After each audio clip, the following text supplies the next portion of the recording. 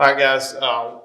Welcome back to the Glazier Drive Clinics systems, the Pro Gun Spread system.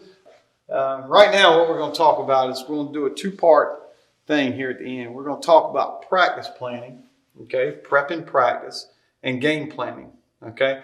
Initially, we were going to do this as two separate deals, but for me and the way we run our offense at Massillon, okay, and everywhere I've been, they kind of go together. All right, they go hand in hand in my point of view.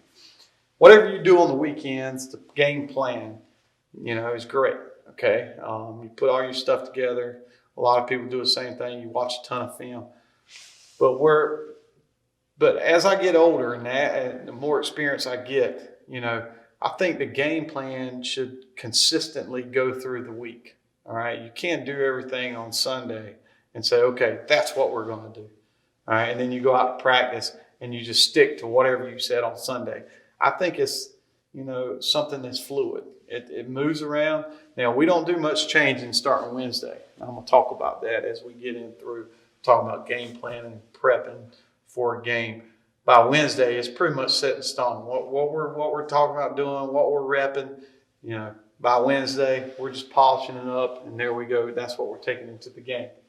But, we break it down and we come in throughout the week, and for a couple reasons. I think as a coach, all right, you spend so much time away from your family, okay?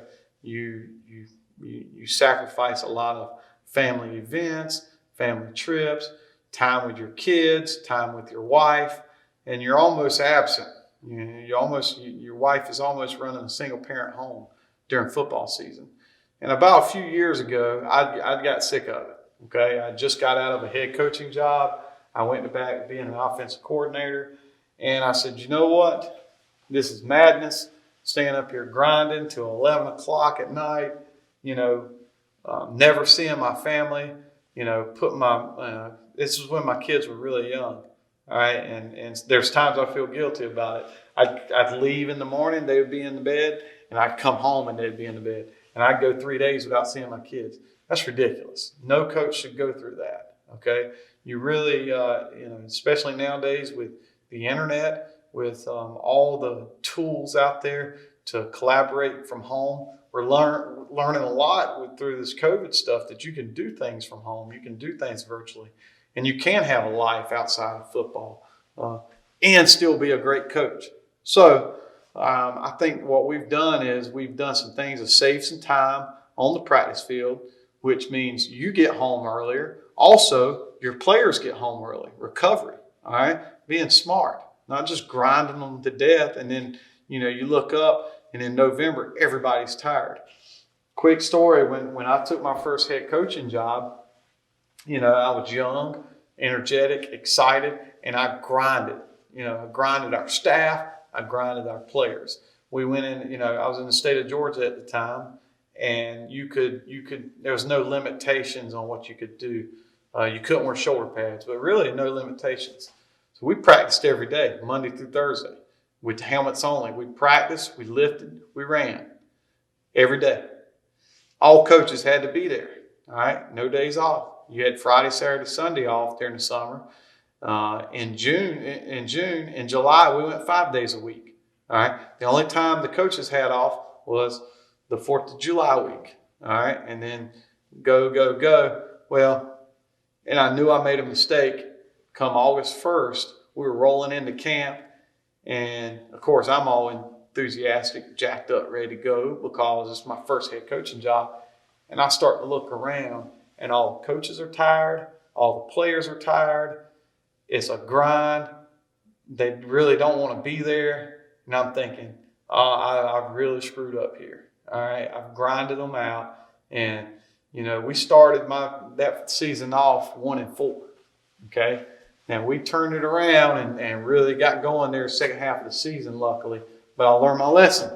I backed off the next year. I backed off even more next year. And we just got better and better. And we're fresher. And we went deeper. If you plan on playing in December, that's when most state championships are. We played in the state championship this year, and it was earlier because of COVID. We only played 6-game season. And then we played 7 playoff games. But typically, if you're going to play for a state championship, it's going to be in December. We've played for one in past 3 years. We played in the semifinals the year before that, so that's 4 years. And before I moved to Ohio, I coached in Georgia. We played in the state championship. So I've gone 5 years in a row coaching past November.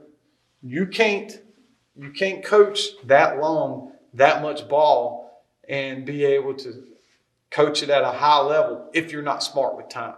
Okay, you can't work 15-hour days on Sunday and then expect to be good, fresh, ready to go on Monday.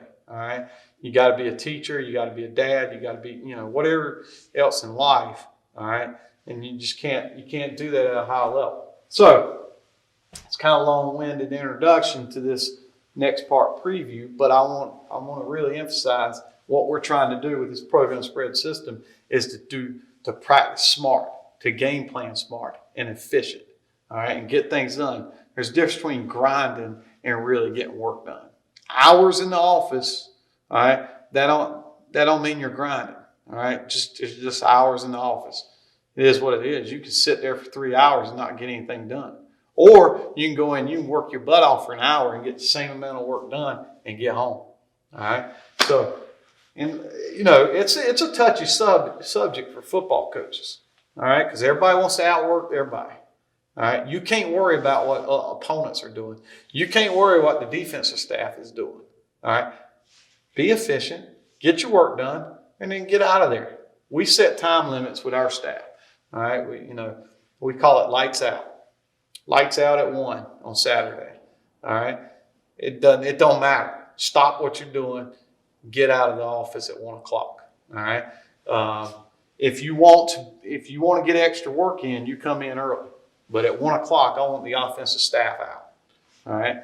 On Sunday, 11 a.m., I want the offensive staff out. I get there really early. Our co-offense coordinator, offense line coach, he gets there early. He and I may watch something together. But on the weekends, typically our weekend schedule for game planning is Saturday morning. All right, we come in and we start our game planning and we work through to about 1. And then we come back in on Sunday at 8 a.m. I come in earlier and work to about 10 or 11. Reason why we break it up into 2 days. Used to really grind it out on Sunday. All day long, just really working, getting all of our stuff done, and cards, scripts, watching film, getting everything done. And, we would ask the coaches to make sure they watch huddle on Saturday, be prepared, watch a few games on Sunday, and you're there till 10 o'clock at night. And then you go home, you go to bed, you sleep on the game plan, and you come in Monday morning to teach or whatever, do your day job, and you slept on the game plan, and you're like, man, I really don't like that. I want to change this. Well, you don't have any time to. You got practice at 3 o'clock. So I like breaking it up over 2 days. Work a little bit, look at the film. Nothing's in stone on Saturday. Okay, hey, this is generally what we're going to do. This is kind of what we like against this. Go to bed at night on Saturday, sleep on it, come back in. I don't really like that. Let's look at this. It gives you another day. Yeah, you're working 7 days a week, but you're not working that long 14-hour day. Shorter hours, and you can get in and out of the office, and you're home eating dinner with your kids and your wife. All right, so let's look on this. Let's talk about practice first. Okay, so when we talk about game planning and practice, again, to me, it's all the same thing. We prep for practice. All right, so we practice guys both ways. I said that earlier. No matter what program you're in, you can practice guys both ways. We're at Massillon, we've got a big program. All right, we practice our kids both ways. We kind of divide the team up during the summer on separate teams, and then we combine them after the first scrimmage. That's a whole nother talk about how we do that. Our head coach does a tremendous job doing that. Nate Moore. He's got a system on the defensive Glazer drive, so make sure you check that out. All right, we script everything. All right, that's big. You got to script everything. All right, for a number of reasons. Number one, so there's no waste of time at practice. You're not sitting there and just calling random plays at practice. So we script everything. All right, to team focus, to team period, to inside period. Even if we're doing, let's say we're doing a 2-minute drill, that thing will be scripted. Everything's scripted. All right. Then, you can take those scripts and you can look at, what you're practicing. Oh, well, we only rep this 2 times this week. Maybe we don't need to call this play on Friday. You can use that as a reference to look what your week looks like. All right. And I'm going to show you an example of a script on here. So script everything. Be prepared. All right. We put our Monday script together on Sunday. Okay. I'll script the team focus period. I'll script the team pass period. I'll script the team period. Our offensive line coach, co-offense coordinator, Coach Mazer, he'll script the inside period. All right. So you can break it down in your staff. All right. Because that's kind of how when we game plan. All right. Me and the receiver coach will break down the coverages and I'll break down all the personnel groupings. All right. And then our fullbacks coach, our 2 offensive line coaches, they'll break down the fronts. All right. Enter in the data and huddle and all that good stuff. So then we pull it all together and put together a report on the huddle reports. If you got to maximize huddle. Got to maximize huddle. Okay. But we draw, that's how we game plan for all that. And then we script our plays that we want to do after we get done meeting on what we think's best. We draw new cards daily. All right. That's big. All right.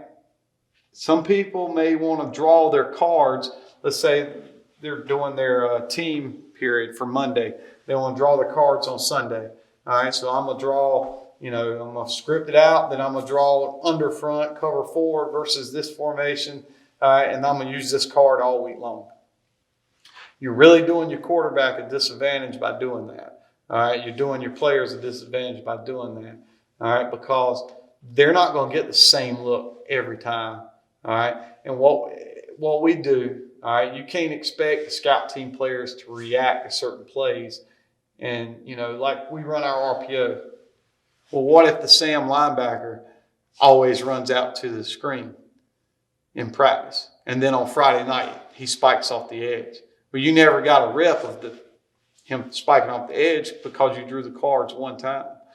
I like to draw cards for every practice because we add pressures or we may add a wrinkle. Maybe our quarterback, we ran power, and instead of running power and team, he caught the ball because the corner was off and threw the hitch in the boundary. Well, what if the next day I want him to hand the power off? Well, I'll tighten that corner down. I'll write it on the card. Hey, corner, backside corner, play tight. Safety player to top. Safety player to top, Sam, stay out. Make the quarterback give. All right? So you can manipulate your quarterback decision-making and evaluate his decision-making if you draw new cards every day. Tempo is a big thing at practice. Moving with tempo, transition periods, that's part of the organization of practice, being able to move around. 5-minute periods is what we typically do. We cut it down to 4-minute periods week 1.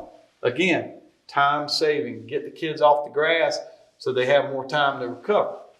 All right, so starting week 1, we go down to 4-minute periods. We don't change anything in the practice schedule. We just take 1 minute off each period. That adds up. It ends up being a good deal. Film everything you can. Look, at Massillon, we got 2 filmers. We have intercut film. We've got plenty of film to watch from practice. Nowadays with iPhones and iPads, there's no excuse for you not getting film of practice. Even if you got to take a manager or an extra coach, maybe you're at a smaller program and you don't have the resources to film practice.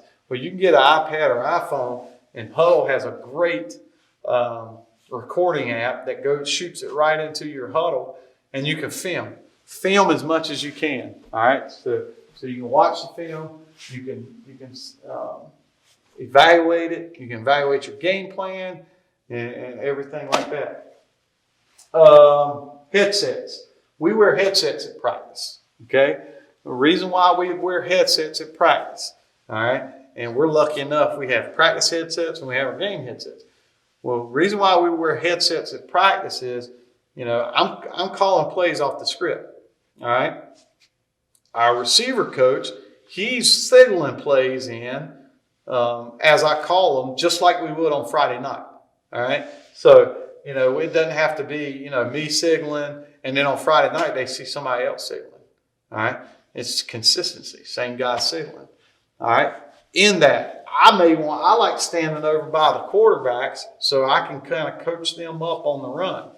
Okay. Well, I can't do that if I've got to walk over by the receiver coach and call the play and tell him to play and he's signaling it in. I can just talk to him. I can just call it right here. Hey, let's go cheetah right 4 verticals, and then I can talk to my quarterback. All right. Or we see something going on, we don't have to stop practice because 2 coaches are talking to each other. We can go right into it to the next play, and we can conversate and communicate back and forth during the rep on what's going on. Hey, what if that 3 spikes inside? Good idea. Let me note that down. We'll look at that. We'll talk about that tonight. Maybe we'll put it on script tomorrow. Things like that. So if you can, and I know a lot of people have like the Porter phone, wireless ones. We use Coach Com. There's all kinds of things that you can do to get communication and wear headsets. Even if you got to break out your game headsets and wear them at practice. I love it. I love having a headset at practice. All right, everyone has a job. You got to make sure on the weekends when you're game planning that everyone has a job. Everybody has something to do. You don't want anybody just sitting around wasting time because that's not fair to them. All right, if they're not doing anything, they can be at home with their family. All right, make sure they have a job. Assign them a job. And I'll probably add some resources to the system of how we break down our jobs on the weekends, and you can see kind of what we do for that. But give everybody a job. Also, at practice, everybody needs to have a job. Okay, and it needs to be clearly defined. This is what you need to be doing during this time. All right. Stealing time in practice is a big thing in being efficient. Okay, we love to try to steal time. And what I mean by that is, all right, if we got punt team going on, that's a great opportunity for me to take my quarterbacks and work a drill.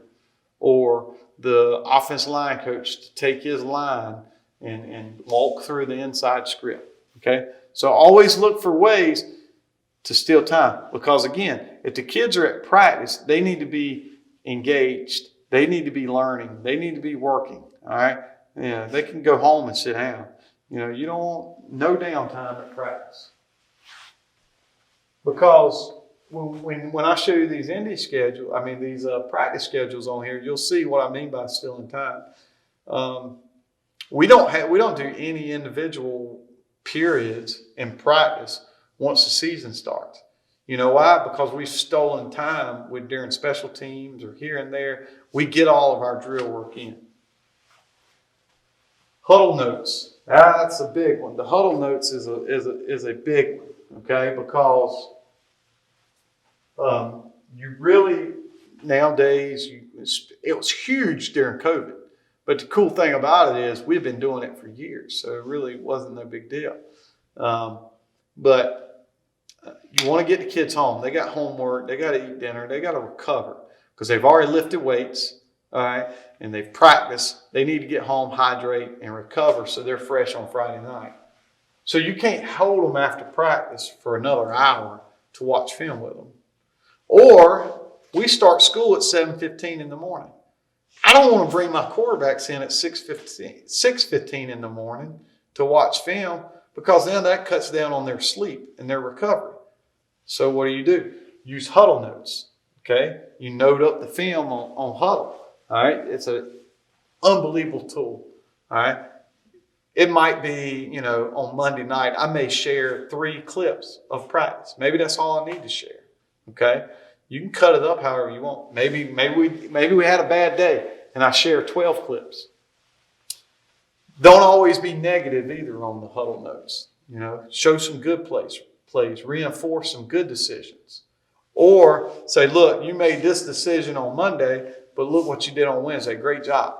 All right. So you can use it for both things. Be a little, I try to go for every 2 negative clips. I try to make sure I have 1 positive clip, just because you don't want to just hammer them,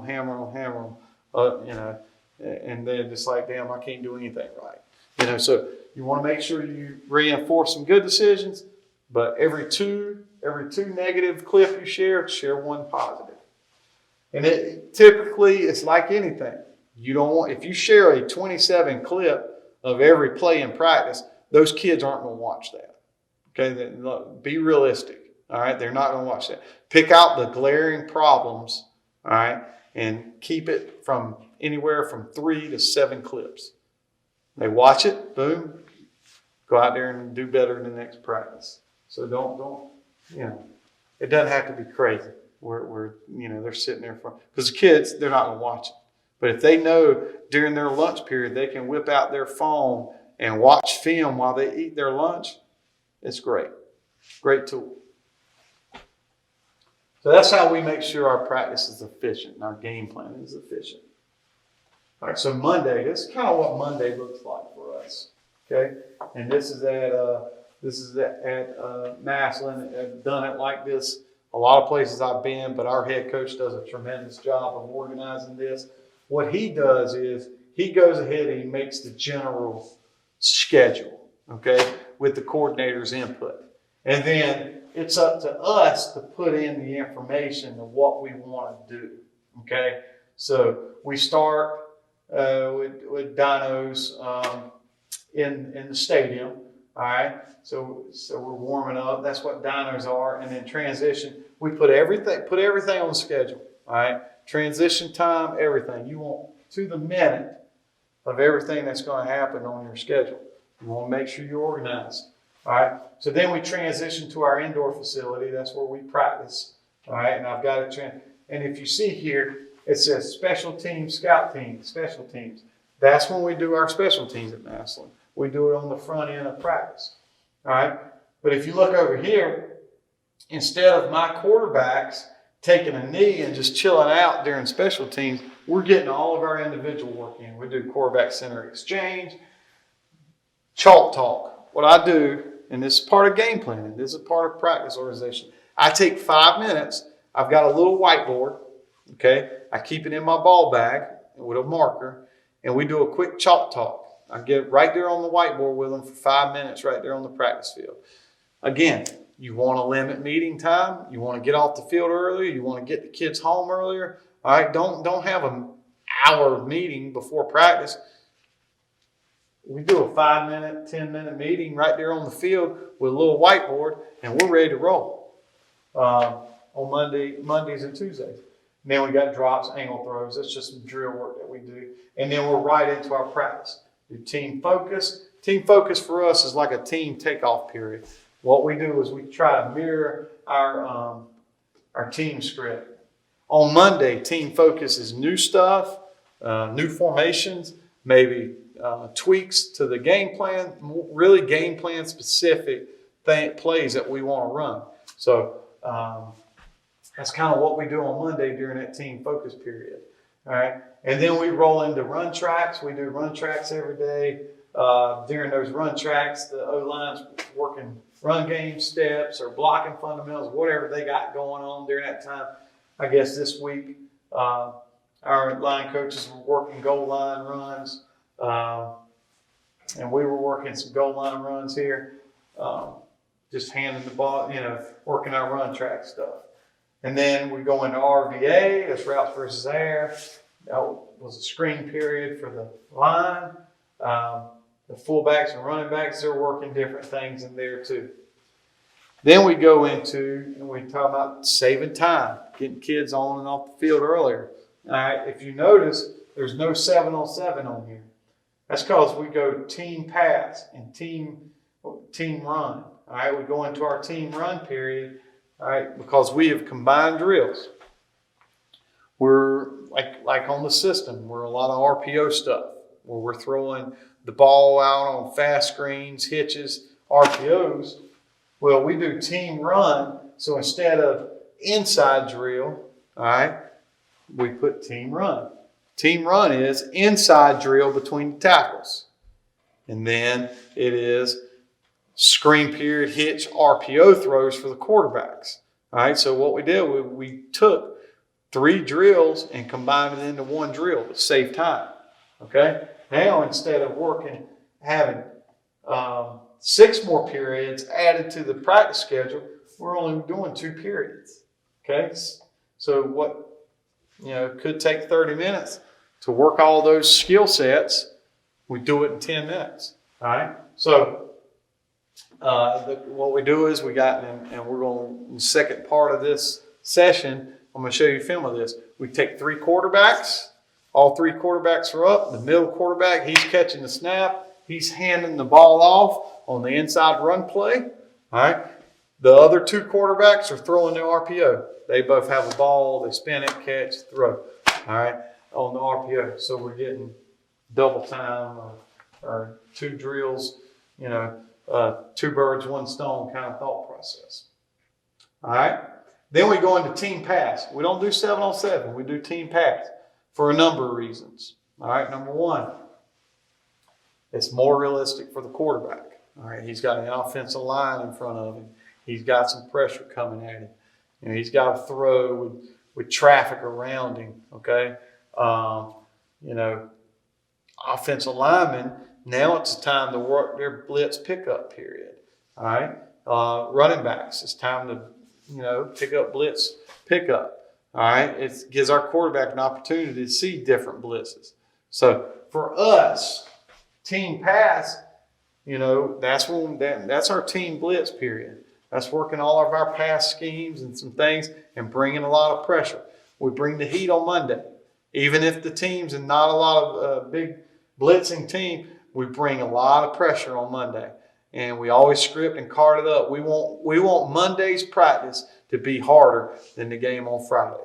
So we're going to put our kids in the worst situation we can on Monday. All right. So make sure you always do that. You don't want to practice perfect scenarios. All right. Because if you practice perfect scenario, perfect alignment, perfect things going to happen during the week, Friday night comes, it's not going to be a perfect situation. Your kids aren't going to be prepared. All right. And then we roll right into our team period. All right. So that's kind of how we've combined Monday to save time. Then on Tuesday, the defense, they may go, and I forgot to mention this, on Monday, the defense goes first and then we go second. So during this time, defense is going, we'll mirror this schedule with the JVs. Okay, so the JVs get the same amount of coaching, same amount of drills as the varsity gets. All right, so then we do the same thing, except for we go first on Tuesday. I think that changed this year, but it doesn't matter. You can switch up on who goes first and goes second. But same thing, team focus. Now, on Tuesday, our team focus period, we focus on sprint outs, boots, and screens. All right? So when we go into our team pass period, all right, it's a lot of boots, a lot of sprint outs, a lot of screens. Okay, so that's when we work that is on Tuesdays. We just pick that day as our day to really focus on sprint outs, boots, and screens. You got to remember, you can't do everything. If you decide that you want to, rep all that stuff all week long, it's tough to get all that. You only got so many reps. All right. I like to try to keep our play script no more than 12 plays each period. All right. So it's hard to get. When you're sitting there and you're typing that script out, you're going, man, I want to make sure I get plenty of reps of this. It's hard when you do all your sprint outs and all your pass game there together. So we pick Tuesday to work that. Again, we run into run track, the goal line. Obviously, we have a special teams period before all this. Team run again, team pass, team. And then on Wednesday is where the practice schedule is different. All right. We have a pretty big chunk of it is special teams. All right. We really rep all of our special teams in. And then we come in, and this is when we work our situational stuff. Okay. We really work our situational stuff on Wednesday. We work first down first, do a 10-minute period of first down. All right. That's about a 12-play script. And then on third down, that's about a 12-play script.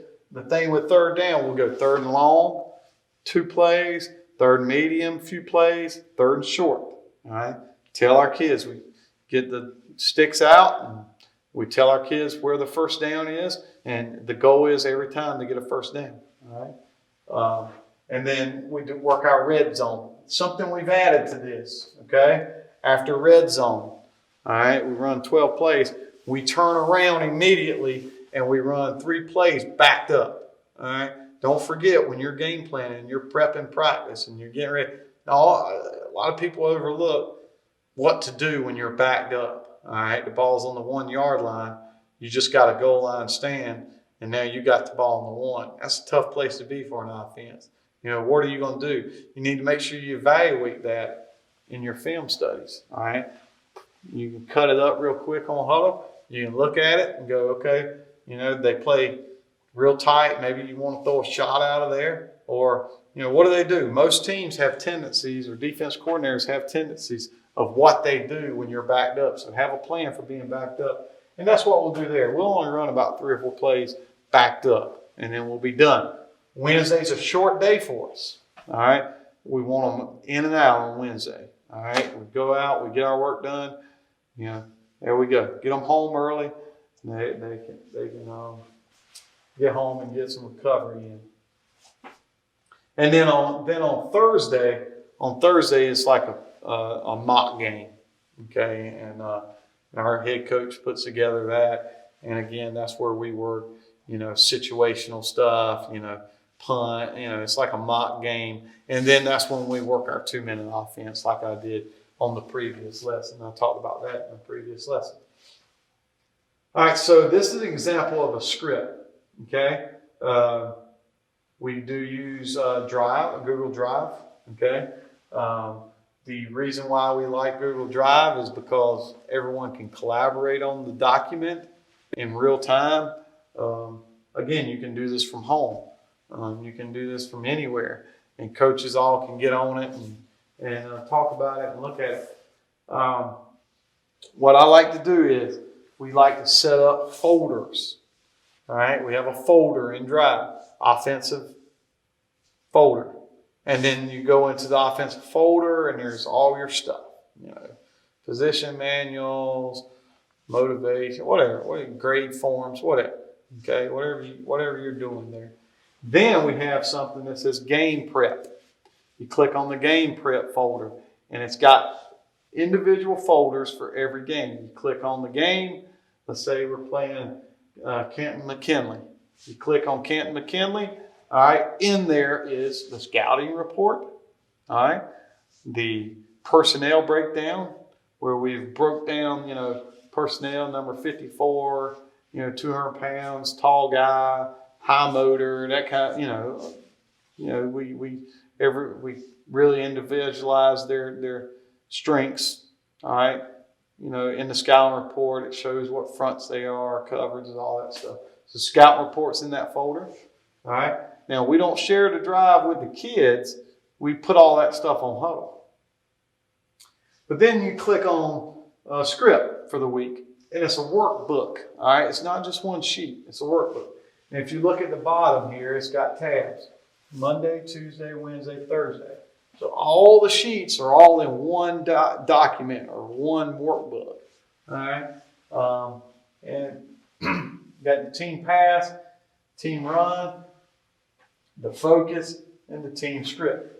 And as you see, we try to keep it within 12 plays. So that's kind of our script and how we set that up.